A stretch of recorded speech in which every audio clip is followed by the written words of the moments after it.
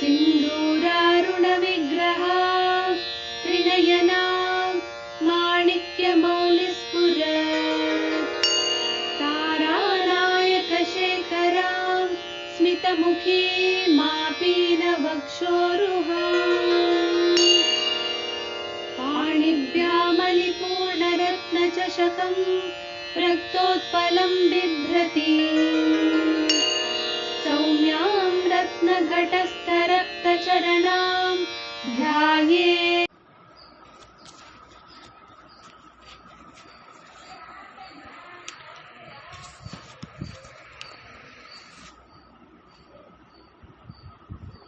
ಅನಾಹತ ಪದ್ಮದಲ್ಲಿ ವಾಸ ಮಾಡ್ತಾ ಇರುವಂಥ ತಾಯಿ ಕಪ್ಪು ಬಣ್ಣದವಳಾಗಿರ್ತಾಳೆ. ಮತ್ತೆ ಅವಳಿಗೆ 2 ಮುಖ ಇದೆ, ವದನದ್ವಯ ಸಂಯುತ, 2 ಮುಖಗಳನ್ನ ಹೊಂದಿದ್ದಾಳೆ. ಮತ್ತೆ ತೀಕ್ಷ್ಣವಾದಂಥ ಕೋರೆ ದಾಡೆಗಳನ್ನ ಹೊಂದಿದ್ದಾಳೆ. ಅವಳು ಕೈಯಲ್ಲಿ ಅಕ್ಷಮಾಲೆ ಮೊದಲಾದವುಗಳನ್ನ ಹಿಡ್ಕೊಂಡಿದ್ದಾಳೆ. ಅದರಿಂದನೇ ನಮಗೆ ಗೊತ್ತಾಗ್ತಾ ಇದೆ ಏನಂತ, ಅವಳು ಜ್ಞಾನಾಧಿದೇವತೆ, ಅಕ್ಷಮಾಲಾದಿಗಳನ್ನು ಹಿಡಿದಿದ್ದಾಳೆ. ಮತ್ತೆ ಅದರಿಂದನೇ ಗೊತ್ತಾಗ್ತಾ ಇದೆ ಅವಳೇ ಸರ್ವ ಮಂತ್ರ ಸ್ವರೂಪಿಣಿ, ಸರ್ವಶಕ್ತಿ ಸ್ವರೂಪಿಣಿ ಅನ್ನುವುದು ಕೂಡ ಅಲ್ಲೇ ಗೊತ್ತಾಗ್ತಾ ಇದೆ. ಎಲ್ಲ ಅಕ್ಷರಗಳೂ ಮಂತ್ರವೇ. ಆ ಎಲ್ಲ ಮಂತ್ರಸ್ವರೂಪವಾದ ಅಕ್ಷರಗಳನ್ನ ತನ್ನ ಒಂದು ನಿಯಂತ್ರಣದಲ್ಲಿ ಇಟ್ಟುಕೊಂಡಿರುವವಳು. ಅದರಿಂದ ಅಕ್ಷಮಾಲಾದಿ ಧರ, ಅಕ್ಷಮಾಲೆ ಮೊದಲಾದಂಥ ಆಯುಧಗಳನ್ನ ಹಿಡಿದಿದ್ದಾಳೆ. ಮತ್ತೆ ಮಾನವನ ಶರೀರದಲ್ಲಿ ರಕ್ತ ಎಂಬ ತತ್ವಕ್ಕೆ, ಅಂದ್ರೆ ರಕ್ತ ಎಂಬ ಒಂದು ಧಾತು ಏನಿದೆ ಶರೀರದೊಳಗೆ, ಅದಕ್ಕೆ ಅಧಿಷ್ಠಾನ ದೇವತೆಯಾಗಿದ್ದಾಳೆ. ಮತ್ತೆ ಅವಳಿಗೆ ಯಾರು ಯಾರು ಸೇವಕ ವರ್ಗದವರು ಅಥವಾ ಅವಳ ಜೊತೆಯಲ್ಲಿ ಅವಳನ್ನ ಸುತ್ತು ಕಟ್ಟಿಕೊಂಡಿರುವವರು, ಕಾಲರಾತ್ರಿಯ ಅಧಿಶಕ್ತ್ಯೌಘವೃತ, ಕಾಳರಾತ್ರಿಯೇ ಮೊದಲಾದಂಥ ಶಕ್ತಿ ದೇವತೆಗಳು ಅವಳನ್ನ ಸುತ್ತುಗಟ್ಟಿಕೊಂಡಿದ್ದಾರೆ, ಅವಳ ಸೇವೆಯನ್ನ ಮಾಡ್ತಾ ಇದ್ದಾರೆ. ಹಾಗೆ ಇರುವಂಥ ಅಮ್ಮ ಒಂದು ಸ್ನೇಹ, ಅಂದ್ರೆ ಒಂದನ್ನ ಬೆಸೆಯುವ, ಒಂದನ್ನ ಸೇರಿಸುವ ಆ ತತ್ವ ರೂಪದಿಂದ ಕೂಡಿದ ಅನ್ನ ಆಕೆಗೆ ಪ್ರಿಯವಾಗಿದೆ. ಅಂದ್ರೆ ಅರ್ಥ ಏನು? ಮತ್ತೆ ಪ್ರಪಂಚದಲ್ಲಿರುವಂಥ ಪ್ರತಿಯೊಂದು ಜೀವವೂ ಕೂಡ ಪರಮಾತ್ಮ ವಸ್ತುವಿಗೆ ಸಂಬಂಧಪಟ್ಟಿದ್ದು. ಅದು ಪರಮಾತ್ಮ ವಸ್ತುವಿಗೆ ಸಂಬಂಧಪಟ್ಟಿದ್ದು ಅಂತ ಹೇಗೆ ಗೊತ್ತಾಗೋದು ಅಂತ ಕೇಳಿದ್ರೆ, ಇಲ್ಲಿವರೆಗೆ ನಾವು ಹೇಳ್ಕೊಂಡಿದ್ದೇವೆ, ಯಾರನ್ನ ಕೇಳಿದ್ರು ಏನಂತಾರೆ? ನಾನು ಅಂತ ಹೇಳ್ತಾರೆ. ಆ ನಾನು ಎನ್ನುವ ದಾರ ಪ್ರತಿ ಜೀವದ ಒಳಗಿದೆ. ಅದು ಸ್ಥಿರವೋ ಚರವೋ ಎಲ್ಲದರ ಒಳಗಿದೆ. ಆ ನಾನು ರೂಪದವನು ಯಾರು? ಪರಮಾತ್ಮ. ಅಂದ್ರೆ ಅದನ್ನ ಕೃಷ್ಣ ಹೇಳ್ಕೊಂಡಿದ್ದಾನೆ, ಸೂತ್ರೇ ಮಣಿಗಣ ಇವ, ಮಣಿಗಣಗಳ ಸಮೂಹ ಒಂದು ದಾರ ಒಳಗಿರುವಂತೆ. ಆ ಒಂದು ದಾರ ಯಾವುದು? ನಾನು ಎಂಬ ದಾರ. ಆ ನಾನು ಎಂಬುದೇ ಪರಮಾತ್ಮ. ಹಾಗೆ ಅವಳು ಏನಾಗಿದ್ದಾಳೆ? ಎಲ್ಲವನ್ನ ಬೆಸೆಯುವ, ಎಲ್ಲ ಜೀವಿಗಳಲ್ಲಿ ಪರಮಾತ್ಮ ಭಾವವನ್ನ, ಪರಮಾತ್ಮ ತತ್ವವನ್ನ ಒಂದಾಗಿಸುವಂಥ ಒಂದು ತತ್ವಸ್ವರೂಪಿಣಿಯಾಗಿ ಇದ್ದಾಳೆ. ಹಾಗಾಗಿ ಅವಳು ಸ್ನಿಗ್ಧೌದನ ಪ್ರಿಯ, ಸ್ನೇಹಪೂರ್ಣವಾದ, ಜಿಡ್ಡಿನಿಂದ ಕೂಡಿರುವಂಥ, ಒಂದನ್ನ ಸೇರಿಸುವಂಥ. ಮತ್ತೆ ಇನ್ನೂ ಮುಖ್ಯವಾದ ಅರ್ಥ, ಸ್ನೇಹ ಏನು ಮಾಡುತ್ತೆ? ಪಚನ ಕಾರ್ಯವನ್ನ ಮಾಡುತ್ತೆ. ಸ್ನೇಹ ಎಂಬುದು ತೇಜಸ್ ತತ್ವವನ್ನ ಪ್ರತಿನಿಧಿಸುತ್ತೆ. ಅಂದ್ರೆ ಘೃತವನ್ನ ಅಗ್ನಿ ರೂಪದಲ್ಲಿ, ಸುವರ್ಣ ರೂಪದಲ್ಲಿ, ತೇಜಸ್ಸಿನ ರೂಪದಲ್ಲಿ ಅಂತರ್ಭವಿಸ್ತಾರೆ ನಮ್ಮ ಎಲ್ಲ ವೇದಾಂತ ಶಾಸ್ತ್ರಜ್ಞರು. ಅಂದ್ರೆ ತರ್ಕವೋ ವೇದಾಂತವೋ ಮೀಮಾಂಸವೋ ಯಾವುದೇ ಶಾಸ್ತ್ರ ಇರಬಹುದು, ಅವರ ಪ್ರಕಾರದಲ್ಲಿ ಘೃತ ಎಂಬುದು ತೇಜಸ್ ತತ್ವಕ್ಕೆ ಸೇರಿದ್ದು. ಆದ್ರಿಂದ ಆ ತೇಜಸ್ ಘೃತ ಎಂಬುದು ಏನು ಮಾಡುತ್ತೆ? ಪಚನಕಾರಿಯಾಗಿಯೂ ಕೂಡ. ಪಚನಕಾರಿ ಅಂದ್ರೇನು? ನಮ್ಮ ಮೇಲೆ ಆಕ್ರಮಣ ಮಾಡುವಂತಹ, ದುರಾಕ್ರಮಣ ಮಾಡುವ ದುಷ್ಟಶಕ್ತಿಗಳನ್ನ, ಅಷ್ಟೇ ಅಲ್ಲದೆ ನಮ್ಮೊಳಗಿರುವಂತಹ ಕಾಮಕ್ರೋಧ ಲೋಭ ಮೋಹಾದಿ ಶಕ್ತಿಗಳನ್ನ ಎಲ್ಲರನ್ನ ಪಚನ ಮಾಡಿಕೊಂಡು ಅವರನ್ನ ಎದುರಿಸಿ ನಿಂತು ಏನನ್ನ ಅನ್ನ ಎಂಬ ತತ್ವ ಎನ್ನುವುದು ಲೋಕವ್ಯಾಪಕವಾಗಿ ಏನು ಇದೆಯೋ, ಅನ್ನ ಎಂಬುದು ಅಹಮನ್ನಾದೋ ಅಹಮನ್ನ ಅಂತ ಅಹಂ ಅನ್ನೋದೇ ಅನ್ನ. ಆದ್ರಿಂದ ಆ ಅನ್ನ ತತ್ವದ ಸ್ವರೂಪದಲ್ಲಿ ಇದ್ದಾಳೆ ಅವಳು. ಮಹಾವೀರೇಂದ್ರರಿಗೆ, ಮಹಾವೀರ ಅಂದ್ರೆ ಯಾರು ಅನ್ನೋದನ್ನ ವಿಸ್ತಾರವಾಗಿ ನಾವು ನೋಡ್ಕೊಂಡ್ವಿ. ಅಂಥ ಮಹಾವೀರೇಂದ್ರರಿಗೆ ವರವನ್ನ ಕರುಣಿಸುವಂಥವಳಾಗಿದ್ದಾಳೆ. ಬ್ರಹ್ಮ ವಿಷ್ಣು ಈಶ್ವರರು ಮಹಾವೀರರು ಮೊಟ್ಟ ಮೊದಲನೆಯದಾಗಿ. ವಿವಿಧಂ ಈರತಿ, ನಾನಾ ವಿಧವಾಗಿ ಸ್ತೋತ್ರ ಮಾಡುವವರು ವೀರರು, ಅದನ್ನ ಹೇಳ್ಕೊಂಡಿದ್ದೇವೆ. ಅಂಥ ಮಹಾವೀರೇಂದ್ರರಿಗೂ ಕೂಡ ವರದಾಯಕಳಾದಂಥ ಅಮ್ಮ ಅವಳು ರಾಕಿಣಿ, ಅಂದ್ರೆ ಪರಿಪೂರ್ಣವಾದವಳು. ಅವಳಿಗೆ ಸ್ವಯಂ ಯಾವುದೇ ವಿಧವಾದಂಥ ಆಕಾಂಕ್ಷೆಗಳು ಇಲ್ಲ. ಅಂಥ ರಾಕಿಣೀ ದೇವಿ ಸ್ವರೂಪಳಾದಂಥ ಅನಾಹತ ನೆಲೆಯಲ್ಲಿ ವಾಸ ಮಾಡ್ತಾ ಇರುವಂಥ ದೇವಿಯನ್ನ ಬಹಳ ಕಾಲ ಆಗಿತ್ತು ನಾವು ಕಹಿ ಬಿಟ್ಟು. ಅವಳನ್ನ ಮತ್ತೊಮ್ಮೆ ಸ್ಮರಣೆ ಮಾಡಿಕೊಳ್ತಾ ಈಗ ನಾವು ಎಲ್ಲಿಗೆ ಬಂದಿದ್ದೇವೆ?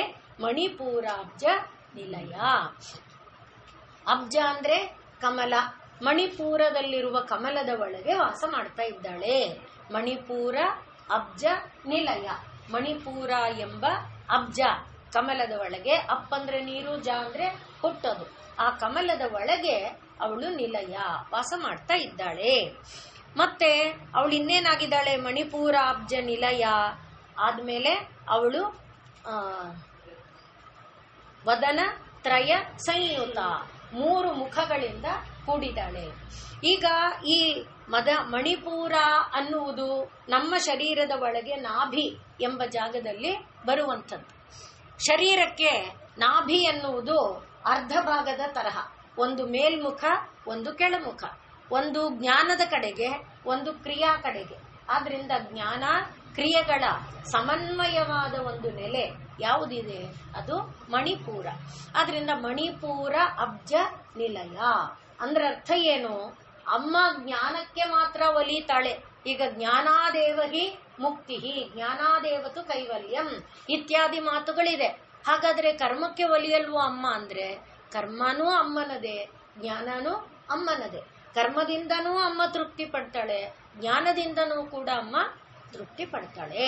ಆದ್ರಿಂದ ಇವಳು ನಾಭಿಯ ನೆಲೆಯಲ್ಲಿದ್ದುಕೊಂಡು ನಾಭಿಯಿಂದ ಮೇಲ್ಮುಖಕ್ಕೆ ಚಲಿಸುವ ಎಲ್ಲ ನರನಾಡಿಗಳಲ್ಲಿ, ನಾಭಿಯಿಂದ ಕೆಳಮುಖಕ್ಕೆ ಚಲಿಸುವ ಎಲ್ಲ ನರನಾಡಿಗಳಲ್ಲಿ, ಹಾಗೆ ನಾಭಿಯಿಂದ ಮೇಲಕ್ಕೆ ಚಲಿಸುವ ಎಲ್ಲ ಇಂದ್ರಿಯಗಳಲ್ಲಿ, ನಾಭಿಯಿಂದ ಕೆಳಕ್ಕೆ ಚಲಿಸುವ ಎಲ್ಲ ಇಂದ್ರಿಯಗಳೊಳಗೆ ತಾಯಿ ಅಧಿಷ್ಠಾನ ದೇವತೆಯಾಗಿ ಇದ್ದಾಳೆ.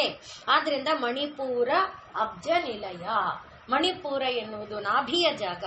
ಅಲ್ಲಿ ಅವಳು 10 ದಳ ಕಮಲಗಳಲ್ಲಿ ಇದ್ದಾಳೆ. ಇಲ್ಲಿಗೆ ಇದು ಯಾರು ಅಂತ ಕೇಳಿದ್ರೆ, ಮೊದಲಿನದು ನಾವು ಆಕಾಶ ಹೇಳಿದ್ವಿ, ಎರಡನೆಯದು ವಾಯು ಹೇಳಿದ್ವಿ, ಈಗ ಯಾವುದು? ಅಗ್ನಿ. ಆಕಾಶ ಎಂಬುದಕ್ಕೆ ಹಲವು ಮುಖ ಇಲ್ಲ ಅಲ್ವಾ? ಆಕಾಶ ಎನ್ನುವುದು ಒಂದೇ ಮುಖ. ಆದ್ರಿಂದ ವದನದ್ವಯ, ವಿಶುದ್ಧಿ ಚಕ್ರಗೆ ವದನ ಒಂದೇ ಮುಖ ಇದ್ದವಳು. ಅದೇ ನಾವು ಎರಡನೇ ಇದಕ್ಕೆ ಬಂದಾಗ, ವಾಯು ತತ್ವಕ್ಕೆ ಬಂದಾಗ 2 ಅಂದ್ರೆ ಅವಳು ಆಕಾಶ ಮುಖವಾಗೂ ಇದ್ದಾಳೆ, ವಾಯುಮುಖವಾಗೂ ಇದ್ದಾಳೆ. ಹಾಗಾಗಿ ವದನ ದ್ವಯ ಸಂಯುತ. ಈಗ ಅಮ್ಮ ವದನ ತ್ರಯ ಸಂಯುತ, 3 ಮುಖಗಳಿಂದ ಕೂಡಿದ್ದಾಳೆ. 3 ಮುಖ. ಈಗ 3ನೇ ಮುಖ ಯಾವುದು? ಅಗ್ನಿ. ಆದ್ರಿಂದ ಆಕಾಶ ತತ್ವ, ವಾಯು ತತ್ವ, ಅಗ್ನಿ ತತ್ವ, ಈ 3 ತತ್ವಗಳನ್ನ ತನ್ನ ಮುಖವಾಗಿ ಹೊಂದಿದ್ದಾಳೆ. ಆಕಾಶ ತತ್ವದ ಸ್ವರೂಪ ಏನು?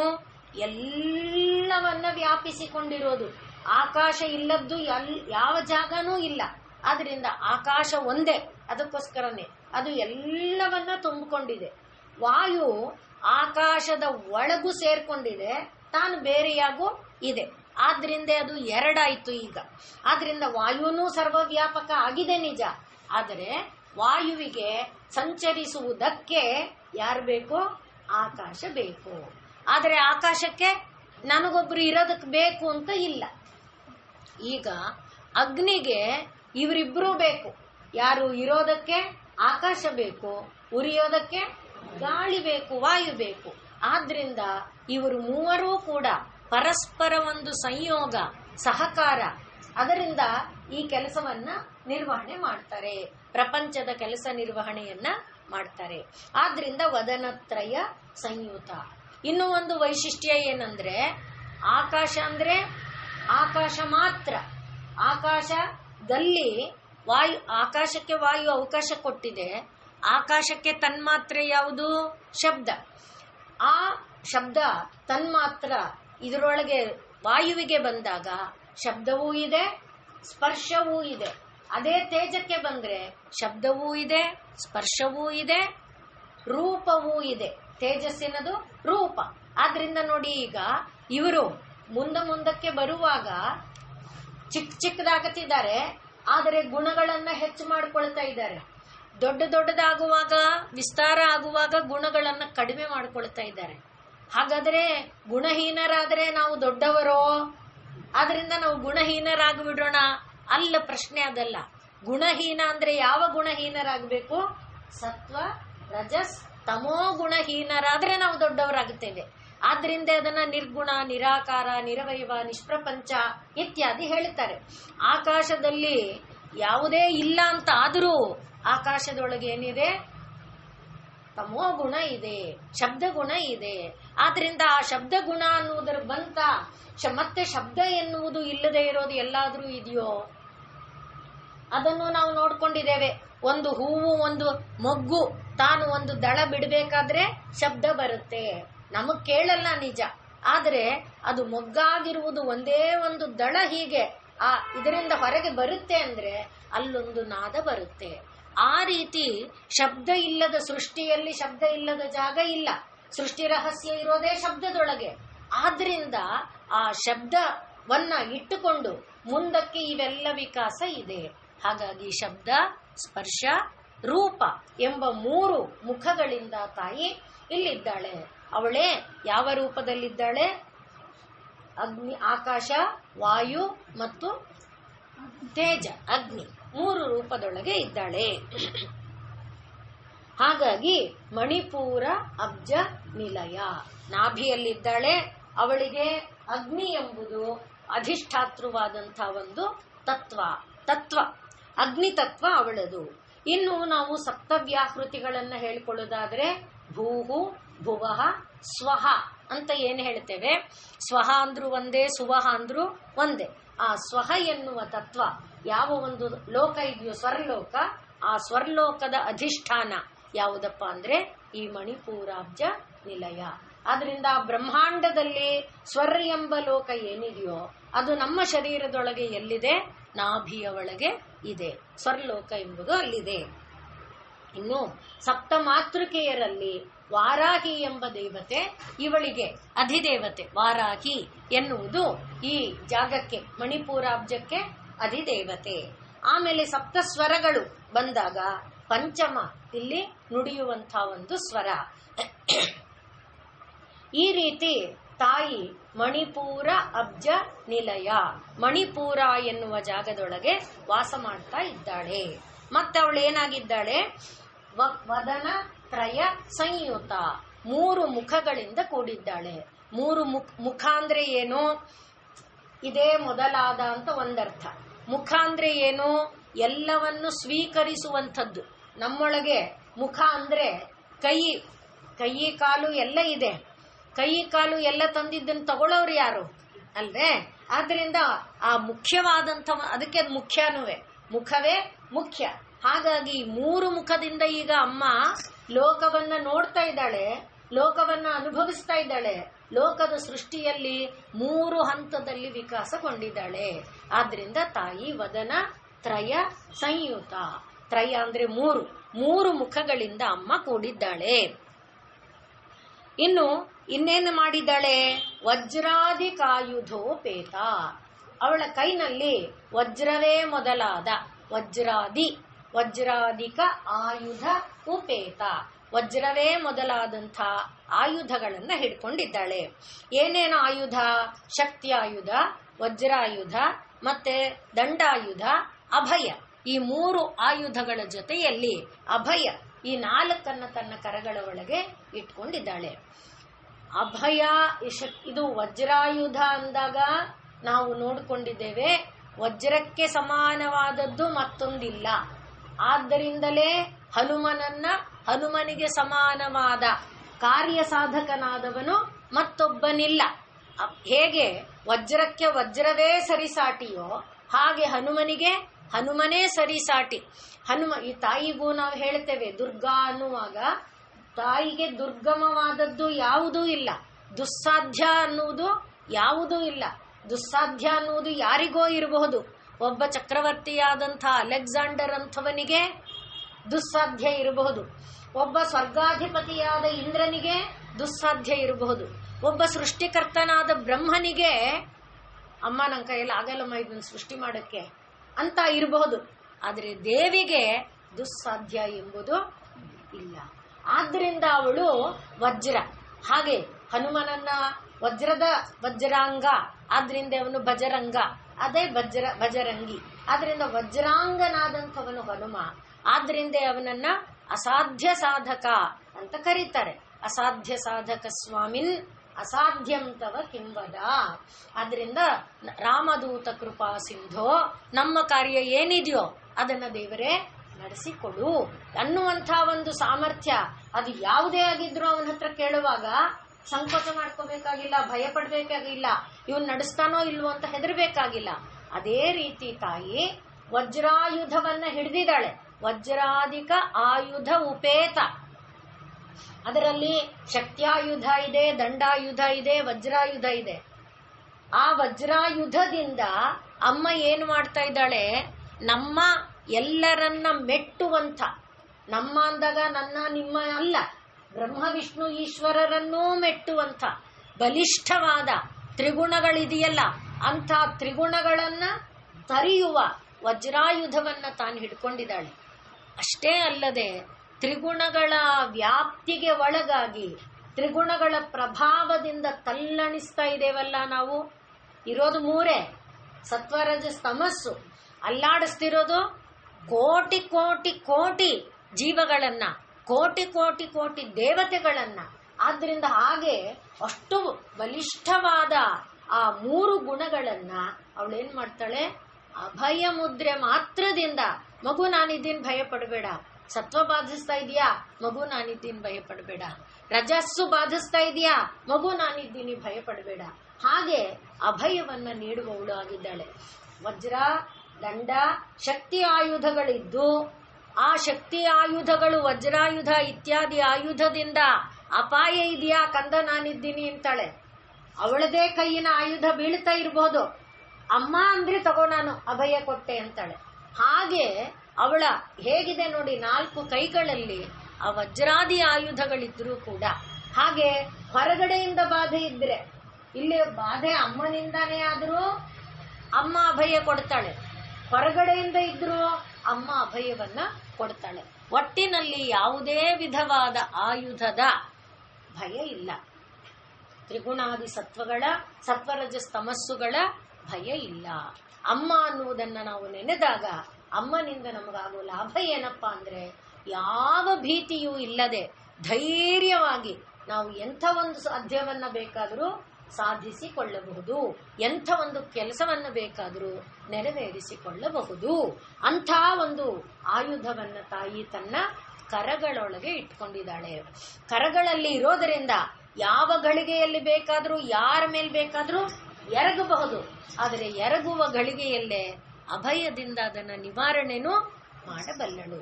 ಹಾಗಾಗಿ ಅಮ್ಮ ಶಕ್ತಿ, ವಜ್ರ, ದಂಡ ಮತ್ತು ಆಯುಧಗಳನ್ನ ಹಿಡಿದಿದ್ರು ಅವಳೇನಾಗಿದ್ದಾಳೆ, ಅಭಯ ಅನ್ನೋದು ಒಂದು ಆಯುಧನೇ ಅಮ್ಮನದು. ಆ ಅಭಯ ಎನ್ನುವ ಆಯುಧದಿಂದ ಅವಳು ಕೂಡಿದಾಳೆ.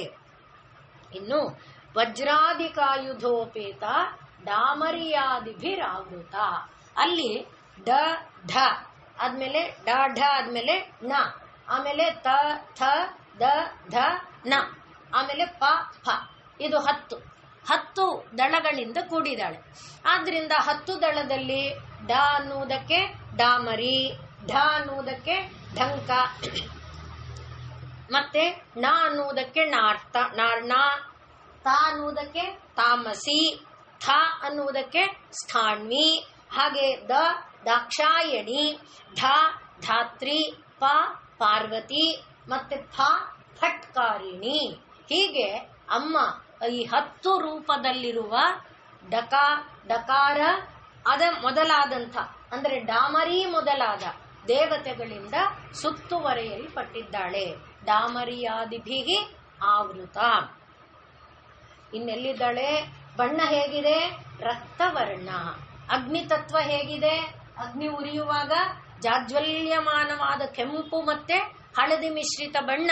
ಆದ್ರಿಂದ ಆ ರೀತಿಯಲ್ಲಿ ಅಮ್ಮ ರಕ್ತವರ್ಣ, ಕೆಂಪು ಬಣ್ಣದಿಂದ ಕೂಡಿದ್ದಾಳೆ.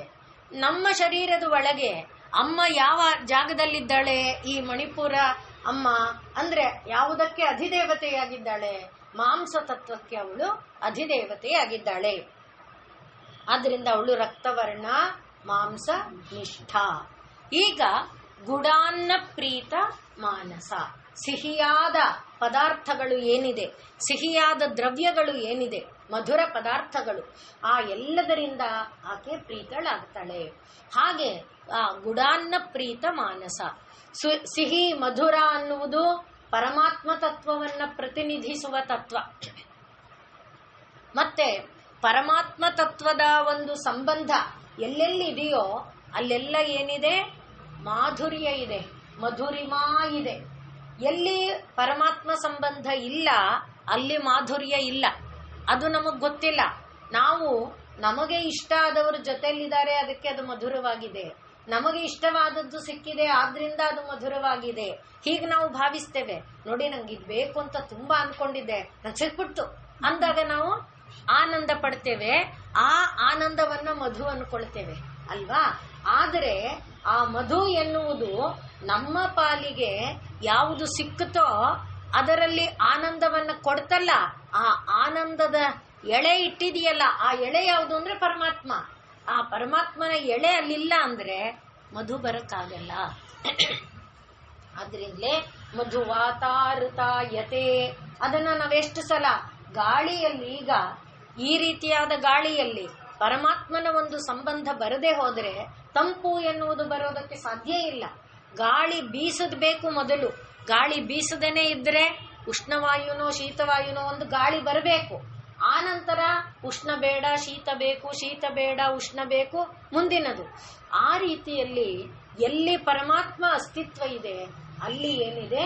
ಮಧುರಿಮಾ, ಮಾಧುರ್ಯ ಎನ್ನುವುದು ಇದೆ.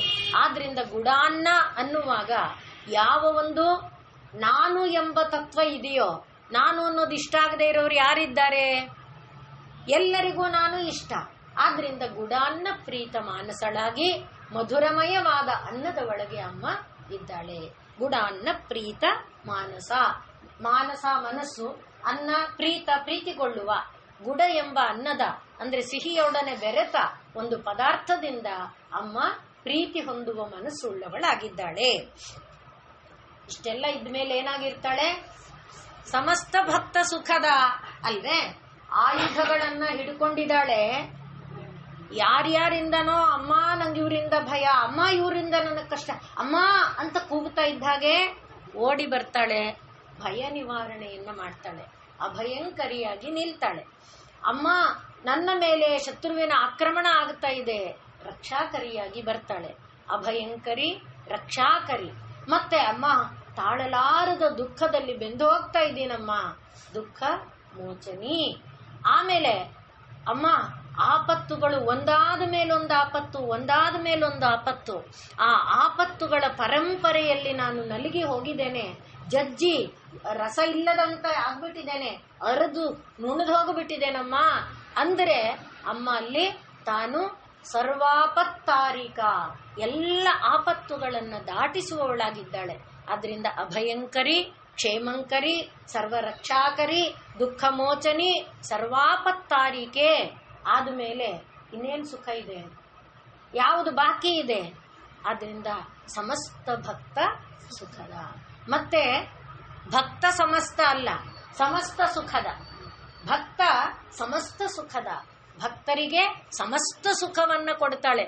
ಯಾವ ರೀತಿಯ ಸುಖವನ್ನ ಬಯಸಿದರೆ ಆ ರೀತಿಯಾಗಿ ಅವರು ಬಯಸಿದ ಸುಖವನ್ನ ಕೊಡುವಂಥವಳು. ಅದಕ್ಕೆ ಮೇಲಿನ ನಾಮಗಳೇ, ಮಂತ್ರಗಳೇ ನಮಗೆ ಅರ್ಥ ಕೊಡುತ್ತೆ.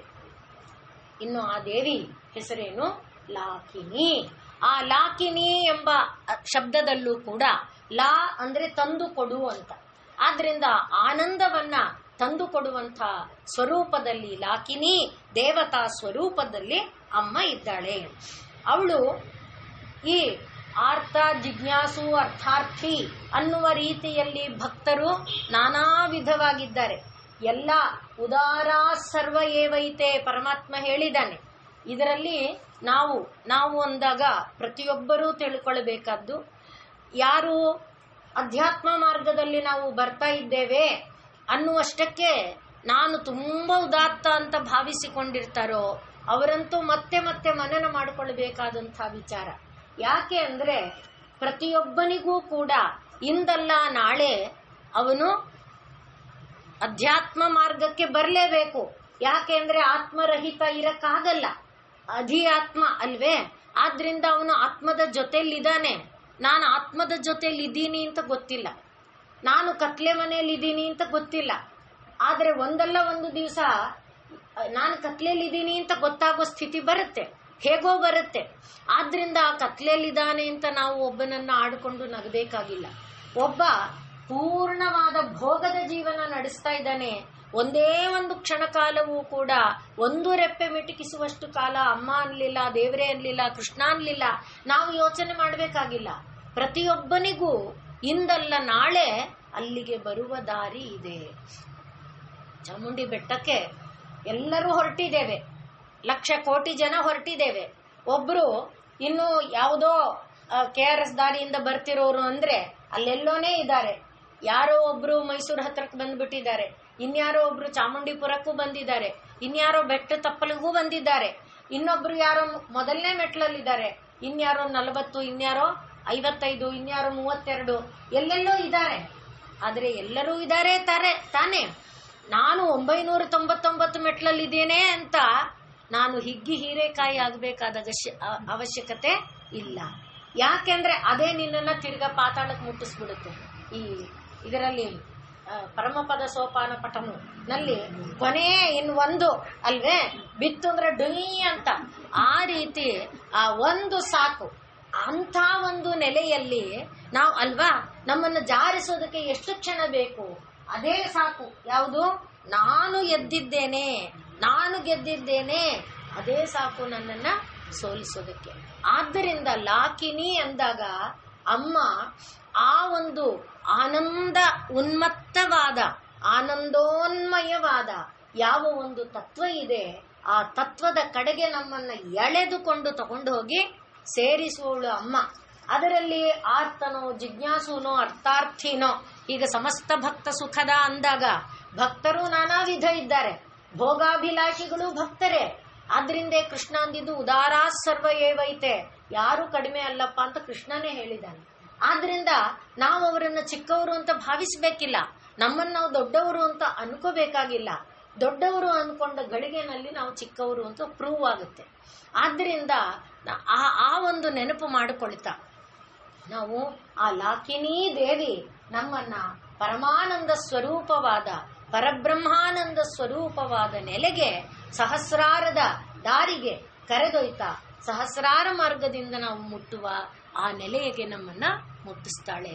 ಆದ್ರಿಂದಲೇ ಈಶದಲ್ಲಿ ಹೇಳುವಾಗ ಹಿತವೂ ರಮಣೀಯವೂ ಆದಂಥ ಆನಂದಮಯವಾದಂಥ ಈ ಒಂದು ಪ್ರಪಂಚ, ಆನಂದಮಯವಾದ ಈ ಪ್ರಪಂಚದಿಂದ ಹೊರಗೆ ಬರಕ್ ನಮ್ಮ ಕೈಯಲ್ಲಿ ಆಗಲ್ಲ. ಎಷ್ಟು ಜನರಿಗೆ ಗೊತ್ತಿದೆ ಅದು? ನಂಗೆ ಗೊತ್ತಿದೆ ಮಕ್ಕಳು ನಿಜ ಅಲ್ಲ, ನನಗ್ ಗೊತ್ತಿದೆ ತಂದೆ ತಾಯಿ ನಿಜ ಅಲ್ಲ, ನನಗ್ ಗೊತ್ತಿದೆ ಆಸ್ತಿ ಅಂತಸ್ತು ನಿಜ ಅಲ್ಲ, ನನಗ್ ಗೊತ್ತಿದೆ ಶರೀರ ನಿಜ ಅಲ್ಲ. ಆದರೆ ಅಮ್ಮ ನಾನೇನ್ ಮಾಡ್ಲಿ ಅಲ್ವೇ? ಎಲ್ಲರಿಗೂ ಗೊತ್ತಿದೆ, ಅದರಿಂದ ಹೊರ ಬರೋದಕ್ಕೆ ನಮ್ಮ ಕೈನಲ್ಲಿ ಆಗಲ್ಲ. ಯಾಕೆ? ಹಿತವೂ ರಮಣೀಯವೂ ಆಗಿದೆ ಅದು. ಆದ್ರಿಂದ ಹಿರಣ್ಮಯೇನ ಪಾತ್ರೇಣ, ಹಿರಣ್ಮಯವಾದ ಪಾತ್ರೆ ಇದು. ಈ ಬ್ರಹ್ಮಪುರಿಯಾಗಿದೆಯಲ್ಲ, ಇದು ಬ್ರಹ್ಮಪುರಿ ಅನ್ನೋದು ನೋಡಿದ್ದೇವೆ. ಆದ್ರಿಂದ ಬ್ರಹ್ಮಪುರಿಯಾದ ಈ ಹಿರಣ್ಮಯವಾದ ಪಾತ್ರೆ ನಮ್ಮನ್ನ ಆಕರ್ಷಣೀಯವಾದ ಈ ಪ್ರಪಂಚಕ್ಕೆ ಸೆಳೆದು ಬಿಡುವಾಗ ಅಮ್ಮ ಲಾಕಿನಿ ರೂಪದಲ್ಲಿ ಏನು ಮಾಡ್ತಾಳೆ? ನಮ್ಮನ್ನ ಕರ್ಕೊಂಡು ಯಾವುದು ಸತ್ಯ ಧರ್ಮವಾಗಿದೆಯೋ ಅಂಥ ಸತ್ಯ ಧರ್ಮದ ನೆಲೆಗೆ ಎಳೆದುಕೊಂಡು ಹೋಗಿ ಬಿಡ್ತಾಳೆ. ಅದರಿಂದ ಸತ್ಯ ಧರ್ಮ ಸ್ವರೂಪದೊಡನೆ ನಮ್ಮನ್ನ ಲೀನ ಮಾಡ್ತಾಳೆ. ಆ ತಾಯಿ ಯಾರೋ? ಅವಳು ಲಾಕಿನ್ಯೆಂಬ ಸ್ವರೂಪಿಣಿ. ಈಗ ಮಣಿಪೂರಾಬ್ಜ ನಿಲಯ ವದನತ್ರಯ ಸಂಯುತ ವಜ್ರಾದಿಕಾಯುಧೋಪೇತ ಡಾಮರ್ಯಾದಿಭಿರಾವೃತ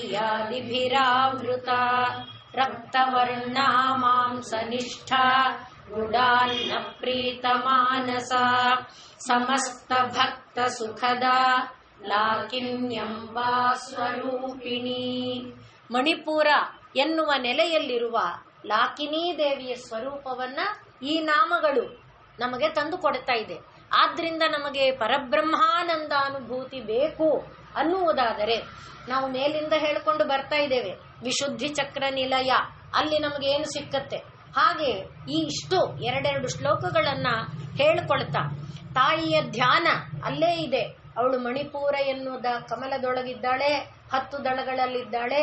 ಡಾಢ ನ ತಾಥದ ಧನ ಪಾಪ ಎಂಬ ಅಕ್ಷರಗಳಲ್ಲಿ ಡಾಮರಿ ಢಂಕಾರಿ ಈ ರೂಪಗಳಲ್ಲಿದ್ದಾಳೆ. ಮತ್ತೆ ಅವಳನ್ನ ನಾವು ಧ್ಯಾನ ಮಾಡಬೇಕಾದ್ರೆ ಅವಳು ಜ್ಞಾನೇಂದ್ರಿಯ ಕರ್ಮೇಂದ್ರಿಯಗಳಿಗೆ ಸಮನ್ವಯ ಮಾಡುವಂಥ ನಾಭಿ ಕ್ಷೇತ್ರದಲ್ಲಿದ್ದಾಳೆ. ಜ್ಞಾನವೂ ಅವಳನ್ನ ಮುಟ್ಟಿಸುವ ದಾರಿ, ಕರ್ಮವೂ ಅವಳನ್ನ ಮುಟ್ಟಿಸುವ ದಾರಿ. ಕರ್ಮದಿಂದಲೂ ಅಮೃತವನ್ನ ಹೊಂದಬಹುದು, ಜ್ಞಾನದಿಂದಲೂ ಅಮೃತವನ್ನ ಹೊಂದಬಹುದು. ಹಾಗೆ ಅವಳು ರಕ್ತವರ್ಣ ಅಂದಾಗ ಆ ಪ್ರೀತಿಯನ್ನ ಉಂಟು ಮಾಡೋದು. ಪ್ರೀತಿ ನಮಗೆ ಜ್ಞಾನನೂ ಪ್ರೀತಿಯನ್ನ ಕೊಡುತ್ತೆ, ಕರ್ಮನೂ ಪ್ರೀತಿಯನ್ನ ಕೊಡುತ್ತೆ. ಭಕ್ತನೂ ಪ್ರೀತಿಯನ್ನ ಕೊಡಬೇಕು, ಅಭಕ್ತನೂ ಪ್ರೀತಿ ಕೊಡಬೇಕು. ಆಗ ರಕ್ತವರ್ಣ. ಯಾಕೆ? ಅಮ್ಮ ಇಲ್ಲದೆ ಇರೋ ಜಾಗ ಇಲ್ಲ. ಆದ್ರಿಂದ ಒಬ್ಬ ದುಷ್ಟನನ್ನು ಪ್ರೀತಿಸಬೇಕು, ಒಬ್ಬ ಸಜ್ಜನನನ್ನು ಪ್ರೀತಿಸಬೇಕು. ಆದರೆ ಎಚ್ಚರ ಎಲ್ಲಿರಬೇಕು? ದುಷ್ಟನನ್ನ ಪ್ರೀತಿಸ್ತೀನಿ ಅಂತ ದುಷ್ಟನ ಜೊತೆನೆ ಅಂಟುಕೊಂಡಿರಬಾರದು. ದುಷ್ಟನನ್ನ ದುರ್ಜನ ಪರಿಹರ್ತವ್ಯ ವಿದ್ಯೆಯ ಅಲಂಕೃತೋಪಿ ಸನ್ನ. ವಿದ್ಯಾವಂತ, ಅವನು ತುಂಬಾ ವಿದ್ಯೆ ಇದೆ ಅಂತ ಇದ್ರು ಅವನು ದುಷ್ಟ ಅಂತ ಗೊತ್ತಾದ್ರೆ ಅವನ ಸಂಪರ್ಕದಲ್ಲಿ ಇರಬಾರದು. ಆದ್ರಿಂದ ಮಣಿನಾ ಭೂಷಿತ ಸರ್ಪ, ತಲೆ ಮೇಲೆ ವಜ್ರ ಇದೆ, ಅದು ಭಯ ಇಲ್ವೇನೋ? ವಜ್ರ ಇರುವ ಸರ್ಪ, ಆ ವಜ್ರಕ್ಕೋಸ್ಕರ ನೀನು ಹೋಗಿ ಅವನ ಕೈನಲ್ಲಿ ಕಡಿಸ್ಕೋತೀಯಾ? ಆದ್ರಿಂದ ಮಣಿನಾ ಭೂಷಿತ ಸರ್ಪ ಕಿಮಸೌನ ಭಯಂಕರ, ಭಯ ಆಗಲ್ವೇನದು? ಆದ್ರಿಂದ ತಾಯಿ ದುಷ್ಟನಲ್ಲೂ ಸಜ್ಜನನಲ್ಲೂ ಇದ್ದಾಳೆ ಎನ್ನುವುದು ನಿಜವಾದರೂ ಕೂಡ ದುರ್ಜನನನ್ನು ನಮಸ್ಕರಿಸಬೇಕು, ಸಜ್ಜನನನ್ನು ನಮಸ್ಕರಿಸಬೇಕು ಎನ್ನುವುದು ನಿಜ. ಆದರೆ ದುರ್ಜನಂ ಪ್ರಥಮಂ ವಂದೇ ಸಜ್ಜನಂ ತದನಂತರಂ. ಯಾಕೆ ದುರ್ಜನಂಗೆ ಮೊದಲು? ಸಜ್ಜನ ಅಲ್ವಾ ದೊಡ್ಡವನು. ಸಜ್ಜನಂಗೆ ನೀನು ನಮಸ್ಕಾರ ಮಾಡದೆ ಮಾಡಲಿಲ್ಲ ಅದು ಮ್ಯಾಟರೇ ಆಗಲ್ಲ. ದುರ್ಜನನಿಗೆ ಅದು ಮ್ಯಾಟರ್ ಆಗುತ್ತೆ. ನೋಡೋನ್ಗೆ ಎಷ್ಟು ಗರ್ವ, ನಂಗೆ ನಮಸ್ಕಾರ ಮಾಡದೆ ಹೋಗ್ತಿದ್ದಾನೆ ಅಲ್ವೇ, ಅದು ಮ್ಯಾಟರ್ ಅವನಿಗೆ. ಅದೇ ಅವನಿಗೆ ಶಿಕ್ಷೆ ಕೊಡಕ್ಕೆ, ನಮ್ಗೆ ಮೆಮೊ ಇಶ್ಯೂ ಮಾಡಕ್ಕೆ ಎಲ್ಲ ಅನುಭವಿಸಿರ್ತೇವೆ, ಗೊತ್ತಿರುತ್ತೆ. ಆದ್ರಿಂದ ಅದೆಲ್ಲ ಆದ್ರಿಂದ ಏನ್ ಮಾಡ್ಬೇಕು? ದುರ್ಜನಂ ಪ್ರಥಮಂ ವಂದೇ. ಒಟ್ಟಿನಲ್ಲಿ ಶ್ರೀರಾಮಕೃಷ್ಣರು ಅದನ್ನೇ ಹೇಳೋದು. ಹುಲಿನೂ ನಾರಾಯಣ, ಸಿಂಹನೂ ನಾರಾಯಣ, ಎಲ್ಲ ನಾರಾಯಣನೇ. ಆದ್ರಿಂದ ವ್ಯಾಘ್ರ ನಾರಾಯಣ ನಮೋಸ್ತುತೆ ಅಂತ ನಡೀತಿರ್ಬೇಕು. ವ್ಯಾಘ್ರ ನಾರಾಯಣ ಬಾಪ ಅಂತ ಇಲ್ಲ ಅಲ್ವೇ. ಆದ್ರಿಂದ ದುರ್ಜನನನ್ನ ಹಾಗೆ ಸಜ್ಜನನನ್ನ ಯಾವ ರೀತಿಯಲ್ಲಿ ನಾವು ಇಟ್ಕೊಳ್ಬೇಕು? ಇಬ್ಬರನ್ನೂ ಗೌರವಿಸಬೇಕು. ಅದನ್ನ ಅಮ್ಮ ಇಲ್ಲಿ ರಕ್ತವರ್ಣ, ಎಲ್ಲರನ್ನ ಪ್ರೀತಿಸಬೇಕು. ಆದ್ರೆ ಪ್ರೀತಿಯಲ್ಲಿ ಒಂದು ಚೂರು ಇದನ್ನ ತೋರಿಸ್ಕೊಳ್ಬೇಕು. ಮತ್ತೆ ತಾಯಿ, ಆ ರೀತಿಯಾದಂಥ ತಾಯಿ ನಮ್ಮ ಶರೀರದ ಒಳಗೆ ಇದ್ದುಕೊಂಡು ನಮ್ಮ ಎಲ್ಲ ಭಕ್ತರಿಗೆ ಸುಖವನ್ನ ಕೊಡುವವಳಾಗಿ, ಸಮಸ್ತ ಭಕ್ತರಿಗೆ ಸುಖವನ್ನ ಕೊಡುವವಳಾಗಿ, ನಮ್ಮೆಲ್ಲರನ್ನ ದಾಟಿಸುವ, ನಮ್ಮೆಲ್ಲರ ಪರಮ ಗುರಿಯಾಗಿರುವಂಥ ಯಾವುದು ಬ್ರಹ್ಮಾನಂದ ಇದೆಯೋ, ಸಹಸ್ರಾರದಲ್ಲಿರುವಂಥ ಬ್ರಹ್ಮಾನಂದ ಇದೆಯೋ ಅಲ್ಲಿಗೆ ಲಾಕಿನಿ ನಮ್ಮನ್ನ ಎಳೆದುಕೊಂಡು ಒಯ್ಯುವವಳಾಗಿದ್ದಾಳೆ.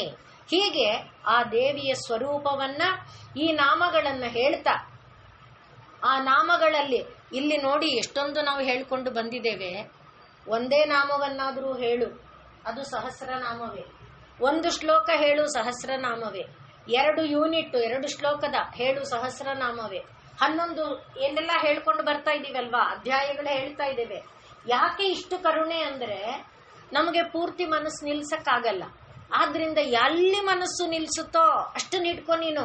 ಈಗ ನಿನಗೆ ಇದೆರಡರಲ್ಲಿ ಆಗತ್ತಾ? ಮಣಿಪೂರಾಬ್ಜ ನಿಲಯ ಕಣ್ಮುಂದೆ ಚಿತ್ರ ಬಂತ, ವದನತ್ರಯ ಸಂಯುತ, ಯಾವುದು ಶಬ್ದ ಸ್ಪರ್ಶ ರೂಪಗಳನ್ನ ಒಳಗೊಂಡಿದೆಯೋ, ಯಾವುದು ರೂಪ ರೂಪ ಸ್ಪರ್ಶದೊಳಗೆ, ಸ್ಪರ್ಶ ಶಬ್ದದೊಳಗೆ ಲೀನ ಆಗುವಂತಿದೆಯೋ, ಶಬ್ದವು ಸ್ಪರ್ಶಕ್ಕೆ, ಸ್ಪರ್ಶವು ರಸಕ್ಕೆ ಜನ್ಮ ಕೊಡುವಂತಿದೆಯೋ, ಅಂಥ ಒಂದು ತತ್ವವಾಗಿ ಯಾವುದಿದೆಯೋ ಹಾಗೆ ನಮ್ಮ ಕಣ್ಣೊಳಗೆ ಮಣಿಪೂರಾಬ್ಜ ನಿಲಯ ವದನತ್ರಯ ಸಂಯುತ ಆ ಚಿತ್ರ ಕಣ್ಮುಂದೆ ಬಂತ. ಹಾಗೆ ಮುಂದಕ್ಕೆ ವಜ್ರಾಧಿಕಾಯುಧೋಪೇತ ಚಿತ್ರ ಕಣ್ಮುಂದೆ ಬರ್ತಿದ್ಯಾ. ಆಯುಧಗಳನ್ನ ಹಿಡ್ಕೊಂಡಿರೋದು ಅಭಯಂಕರಿ, ಕ್ಷೇಮಂಕರಿ, ಸರ್ವಾಪತ್ತಾರಿಕೆ, ಸರ್ವ ದುಃಖ ಮೋಚನಿ, ಅದೆಲ್ಲ ಕಣ್ಮುಂದೆ ಬರ್ತಾ ಇದೆಯಾ. ಹಾಗೆ ಅದನ್ನೇ ಇಟ್ಕೊಂಡು 2 ಶ್ಲೋಕ ಒಂದು ಸಲಿ ಆ ಕಣ್ಮುಂದೆ ಚಿತ್ರ ಭಾವಿಸ್ಕೊಳ್ತಾ ಹೇಳಿದರೆ ಫಲ ದೊರಕೋಗುತ್ತೆ. ಇದು ದೇವಿಯ ಪರಮ ಕಾರುಣ್ಯ. ಆ ಪರಮ ಕಾರುಣ್ಯದಿಂದ ದೇವಿ ಮಂತ್ರಿಣಿ ವಾಗ್ದೇವಿ ಮೊದಲಾದವರಿಗೆ ಇದನ್ನು ಹೇಳ್ಕೊಡ್ರಮ್ಮ, ನನ್ನ ಕಂದ ಮಗಳು ದಾಟಿ ಬರಲಿ ಅನ್ನುವುದಕ್ಕಾಗಿ ಕೊಟ್ಟಿದ್ದಾಳೆ. ಆದ್ರಿಂದ ಈ 2 ಶ್ಲೋಕಗಳಲ್ಲಿರುವ ತಾಯಿಯ ನಾಮವನ್ನ ನೆನಪಿಸಿಕೊಳ್ತಾ ನಾಳೆ ಸ್ವಾಧಿಷ್ಠಾನಾಂಬುಜ ಜತಾ.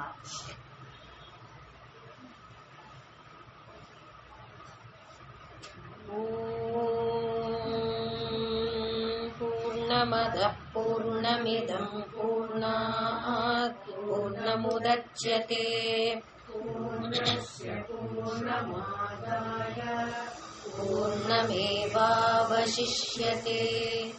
ॐ शान्तिः शान्तिः शान्तिः. सर्वे भवन्तु सुखिनः, सर्वे सन्तु निरामयाः, सर्वे भद्राणि पश्यन्तु, मा कश्चित् दुःखभाग् भवेत्.